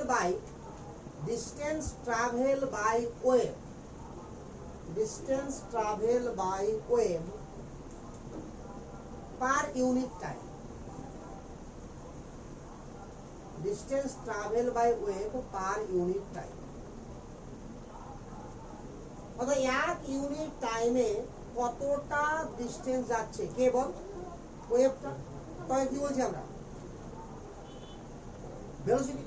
তাহলে velocity যদি V হয়, আর একবার যদি এক একটা তরঙ্গ দৈর্ঘ্য ল্যামডা হয়, আর যদি ও নিউ সংখ্যক, মানে 1 পার ইউনিট সেকেন্ডে, যে নিউ বার বললাম না, যে একটা পয়েন্টের মধ্যে দিয়ে কতবার যেতে পারছে 1 সেকেন্ডে, সেটাকে কি বলা হয়? নিউ। বাকি ফ্রিকোয়েন্সি। তাহলে ফ্রিকোয়েন্সি যদি নিউ হয়, তাহলে আমার ভেলোসিটি ইকুয়াল টু পাবো না আমি নিচে লিখে দেন ল্যামডা ইনটু নিউ। বল বুঝতে পারলি কি পারলি না? আরে ভিটাকে সিও লিখতে পারি, ভিটাকে সি পরে বলবো রে, যখন এটাকে লাইট ধরবো তখন। কথা বুঝতে পারলি কিনা? আপাতত পার্টিকেল ধরে করছি না, ওটাকে কনভার্ট করবো। এই ব্যাপারটা এরকমই হয়। ঠিক আছে, একটা গল্প করতে শুনেছিলাম কি গিটার বাজানোর, শুন ব্যাপারটা কেমন হয়। একটা শহরে ধরো যে কলকাতাতে এআর রহমান এসছে মিউজিক শেখাবে, ঠিক আছে? তাহলে যারা সত্যিকারে মিউজিক শিখতে চায় তারা তারা তখন আর কারো কাছে শিখবে? সবাই এআর রহমানের কাছেই যাবে। তাহলে গেল মানে ওয়ার্ল্ড ক্লাস মিউজিশিয়ান একটা, ইন্ডিয়াতে তো দূরেরই কথা, ওয়ার্ল্ডে খুব কম মিউজিশিয়ান আছে যার তুলনা হবে এআর রহমানের সঙ্গে। হ্যাঁ, তো এআর রহমান ধর মিউজিক শেখাবে, এবার এআর রহমান বসে আছে, যত মিউজিশিয়ান যারা আছে যারা শিখতে যাচ্ছে, যারা শিখবে তারা যাচ্ছে একের পর এক নাম লেখাচ্ছে, ভর্তি হচ্ছে স্কুলে, ঠিক আছে কিনা? এবার ভর্তি হতে গিয়ে দেখছে যে একজন গেল, ও গিটার বাজাতে শিখবে, ঠিক আছে? তো ওকে জিজ্ঞাসা করা হলো যে গিটার চিনিস? যে হ্যাঁ চিনি। বাজাতে জানিস? যে হ্যাঁ জানি। বাজিয়ে দেখা? ও বাজিয়ে দেখা। তো ঠিক আছে, তোকে 1 বছর লাগবে কমপ্লিট গিটার বাজাতে শিখতে, তোকে 1 বছর লাগবে। ঠিক আছে, ও ভর্তি হয়ে গেল। ও বেরোচ্ছেই, ও ঘর থেকে বেরোয়নি, আর একজন ঢুকলো, ও আবার গিটারই শিখবে, ঠিক আছে? তো এবার ওকে বলছে তুই গিটার চিনিস? ও বলছে দূর থেকে দেখেছি, ঠিক বলতে পারবো না কোনটা গিটার কোনটা অর্গান, তবে মানে গিটার আর অর্গান দেখতে প্রায় একই রকম হয়, ঠিক আছে? তো দূর থেকে চেনাচ্ছি দেখেছি, বাসে ঢুকে। তো ওকে তার বাজিয়ে দেখার কোনো প্রশ্নই নাই, কারণ তো চিনেই না ঠিক করে গিটার, ঠিক আছে কিনা? তবে তোকে 6 মাস লাগে, ঠিক আছে? দিয়ে যে বাইরে বেরোচ্ছিল, ও তো গিটার জানে বাজাতে, ওর মাথাতে কিন্তু আর সহ্য হচ্ছে না কথা, এটা কি করে সম্ভব যে আমি সব জানি তারপরেও আমাকে 1 বছর লাগবে, এ তো কিছু চিনেই না, একে 6 মাস লাগবে। কিন্তু এর না আমার বোঝা যায়, তোমার মিউজিশিয়ান কোশ্চেন করবে কি করে, ঠিক আছে? তো অনেকক্ষণ ধরে ঘুরঘুর করছে ওখানে, ও বেরোতে ওর হজমও হচ্ছে না কথাটা, ঠিক আছে কিনা? ঘুরঘুর করে যাচ্ছে ওই। তো তারপরে অনেকক্ষণ পরে ওকে জিজ্ঞাসা করা হলো, এবার এর আমাকে ডাকলো, ডাকা আমার বলছে আচ্ছা এতক্ষণ ধরে কি করছিস এখানে? বলছে আমার একটা কথা আমার সহ্য হয় না, আমি বুঝতে পারছি না কি। বলছে আমি ভর্তি হলাম, আমি গিটার বাজাতে জানি, গিটারকে ভালো করে চিনি, কিছুটা হলেও জানি, আর কিছুটা উন্নতি করবো, আর আপনার কাছে এসেছি, তো সেই ক্ষেত্রে আমার 1 বছর লাগবে, আর ও কিচ্ছু জানে না, ও 6 মাস কেন লাগবে? এই জায়গাটা সহ্য হয় না। ও বলছে ব্যাপারটা হলো এটা না, তুই যেটি জানিস আগে ওটা ভুলতে 6 মাস লাগবে, তারপর নতুন কথা শেখাবো, কারণ তুই যাই জানিস সব ভুল ভালোই জানিস, এই হচ্ছে ব্যাপারটা। তো এই কন্ডিশনের জন্য কি হচ্ছে আমার, তো এখানে যেটা তুই বললি কি না যে সি হবে, তো অ্যাকচুয়ালি সিটা কোথেকে আসলো তোকে তোকে জানতে হবে। এখন সি আর ভি দুটো দুরকম জিনিস। ভি কখন নিব? ভি দিয়েও ম্যাথ করতে হবে, সি দিয়েও ম্যাথ করতে হবে। সবসময় ভি দিয়েও করা যাবে না, সবসময় সি দিয়েও করা যাবে, কিন্তু তুই সবসময় কি দিয়ে করবি? সি দিয়ে করবি, বইয়ের নিয়ম অনুসারে। কিন্তু সিটা কি? আলোর গতি, অর্থাৎ যখন পার্টিকেলটাকে কি ধরবো লাইট, তখন সি বসবে, আর পার্টিকেলটাকে কলম ধরবো সি বসবে। কি আর কলমের গতিবেগ আলোর গতিবেগ সমান হতে পারে কোনদিন? হতে পারে না। তাহলে ম্যাথমেটিক্যাল কোয়েশ্চেন আমার শিখিয়ে দিবে আমাকে যে আমাকে ভি ধরতে হবে না সি ধরতে হবে। কথা বুঝতে পারলি কিনা? তো আস্তে আস্তে আমি যাবো, এখান থেকে তোর বইয়ে 4-5টা মাত্র অঙ্ক আছে, আমি এখানে 4-5 রকমের অঙ্ক করাবো, 4-5টা করে দেবো। কথা বুঝতে পারলি তো? তাহলে এখানে অনেকগুলো অঙ্ক করবি, তখন তোর যত যাবতীয় যা কোশ্চেন সব শেষ হয়ে যাবে, দেখবি সব বুঝে যাবে, অটোমেটিক্যালি বুঝে যাবে। বুঝতে পারলি ব্যাপারটা তো? তাহলে এতটুকু জিনিস, এই যে সংজ্ঞাটি এটা শিখালাম, এই সবটাকে মুখস্থ রাখতে হবে, মনে রাখতে হবে, কিছু করার নেই, বুঝে গেল তো? এরপর থেকে শুরু হবে এটা দিয়ে ম্যাথমেটিক্যাল কোয়েশ্চেন, আর এটা শেষ হওয়ার পর ঢুকবো আমরা বোর্স থিওরিতে, ওটা থেকে আর এটা থেকে। এবার প্রত্যেকটা পার্ট থেকে কোশ্চেন হবে পরীক্ষা। এতদিন যা শিখলাম সব বেকার জিনিস শিখলাম, মানে শিখতে হয় বলে শিখলাম, আর এগুলো শিখতে হয় মানে পড়বে পরীক্ষাতে বলে শিখতে হবে। বুঝতে পেরেছিস তো? সব ধরনের হায়ার সেকেন্ডারি থেকে শুরু করে বোর্ড এক্সাম বল, আর নিট বল, আর আইআইটি বল, এবার যাবতীয় কোশ্চেন এই সমস্ত পার্ট থেকেই হবে, যেগুলো পার্ট পরপর পড়াবো। তাহলে প্রত্যেকটা পার্ট আবার খুব ডিটেলসে পড়াবো, যাতে করে পরবর্তী চ্যাপ্টারগুলো আমার কিছুটা হলেও সুবিধা হবে। তোর বইয়ে এগুলো পার্ট এত ছোট ছোট আছে, ঠিক আছে কি না, তো 2-3টা পার্ট আমি একদিনে কভার করতে পারবো, বাট আমি এত ডিটেলসে করাবো এটাকে যেন একটা পার্ট একদিনে হয়। কথা বুঝতে পারলি? এতটুকুই করা আছে।